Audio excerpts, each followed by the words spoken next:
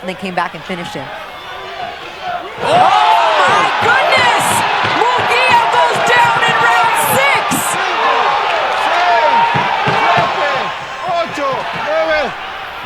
He's done! Oh my goodness! He does not beat the count! It is over! One punch BRUNO knockout. SURACE has knocked out Jaime Munguia! And they came back and finished him. Oh my goodness! Munguia goes down in round 6!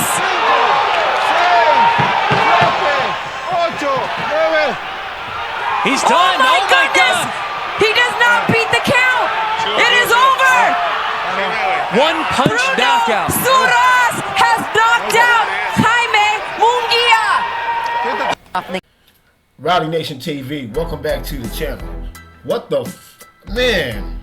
That's what I'm thinking. I just woke up this morning and got the news that Jaime Munguia suffered a shocking 6-round knockout loss on Saturday, which was last night. Now, I was watching the fight. I was going back and forth between the UFC and the Jaime Munguia fight, but, the Jaime Munguia fight hadn't came on yet, so I had to choose one or the other. So I chose to watch the UFC, COLBY Covington versus HAKEEM Buckley, and we'll get into that in just a second. But Jaime Munguia, who was facing a 26-0 fighter with 2 losses by the name of BRUNO, was dropped in the 6th round and didn't finish the count. So it says that SURACE dropped Munguia for the count in round 6 with a single overhand right to spring the biggest upset in boxing in the year 2024. Now, Munguia was a 2,500 favorite. Now, you could have made some money if you would have bet on that, bro, right there. 2,500. That's crazy right there, man. You could have won some money off that. Now, Munguia was 44-1 before this fight, right, with 35 knockouts. Now, SURACE 2 fights ago fought a fighter with a record of 5-23. 5-23, right? The last fight, 2 fights ago, he fought a record 5-23. That's horrible. And he went to a decision. He didn't even knock the dude out. Here you have, that's why boxing is fickle. I mean, here you have Jaime Munguia. He was supposed to have next up back in the day when he was coming up, out of Mexico, and he came to America and he started fighting here. Everybody thought he was going to be the next Canelo. Now, he fought Canelo. We know he fought Canelo and he went down in the 4th round and he couldn't continue. So that's why I was like, I'm going to go ahead and watch the UFC, man. He didn't really show me that much heart when he fought Canelo. So I didn't really think, I thought this was a gimme fight, which it was. It was supposed to be a gimme fight for this guy, right? Man, he gets knocked out in the 6th round. That's why I say, man, most of those fights that he had, no disrespect to my Mexican fighters, man, but a lot of those fights that he had were in Mexico before he came to America. We all know, man, America is the stomping grounds when it comes for quality opponents and good fights. You know what I mean?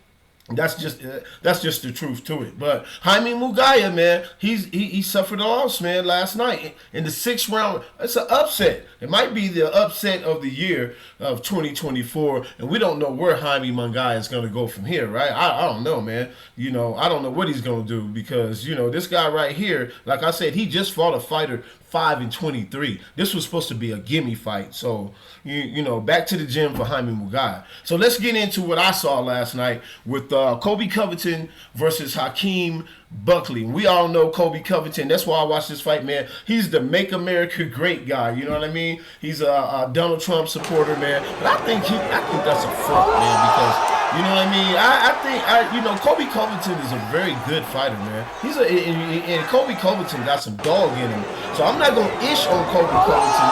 You can, whoever that's what makes America so great, right? We can support whoever we want to support in this great country of ours, right? So COLBY Covington, like I said last night, man, could not handle what HAKEEM Buckley was bringing. HAKEEM Buckley is a beast, bro. I'm telling you, man. I mean, that brother, he's just getting better and better about every fight, man. Every fight, he's getting better and better. And I think he should have next up for the championship belt after Kazmat and Chimaev. Kazmat Chimaev and who is that? Bilal Muhammad. I believe that's Bilal Muhammad that's fighting, right? gonna have to check that again. Don't quote me if I'm wrong on that, but I think it's Chimaev and Bilal Muhammad that's supposed to fight for the belt. But like he said in his post-fight, and I'll play that so you can hear it. But anyway, like I said, he gave Colby Covington all he could handle, man. And you see in that video right there, he picked him up, slammed him, went to work on him, cut his eye, and, you know, he couldn't continue no more, which was good, man, because you got to protect the fighter. Like he said, he don't think that the fight should have been stopped. And I've seen way worse fight eyes that were messed up in the UFC, way worse than that, and they continued to fight. So that was kind of strange that they stopped that fight, man.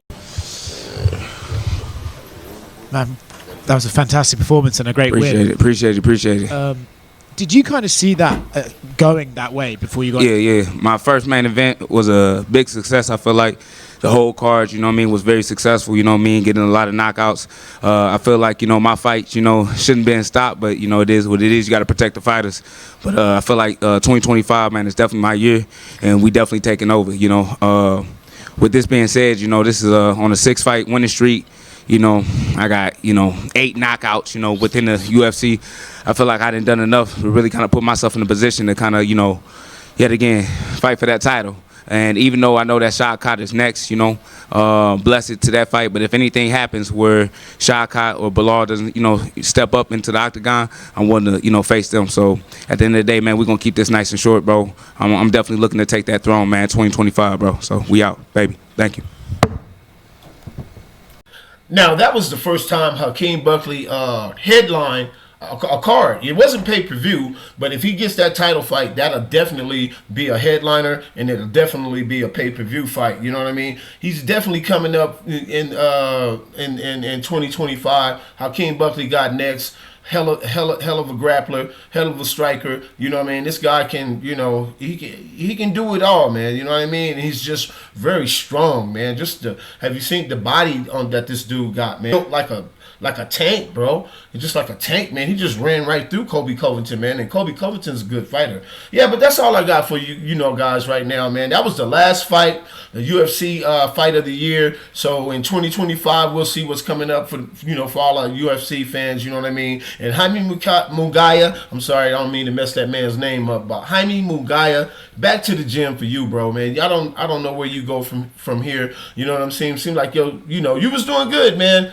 Until you went and got that money grab from Canelo, made the money, went down in 4. You know what I mean? It is what it is, and you know, sometimes, you know, when you get that bread, man, people don't, you know, they don't work as hard, man. You know what I'm saying? It could be a case of that, man. Silk sheets.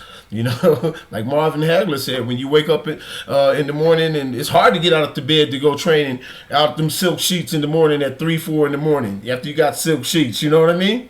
Yeah, but Rowdy Nation TV, click that like button, subscribe to the channel, hit the notification bell so anytime I drop a video, you guys can be notified. I'm out.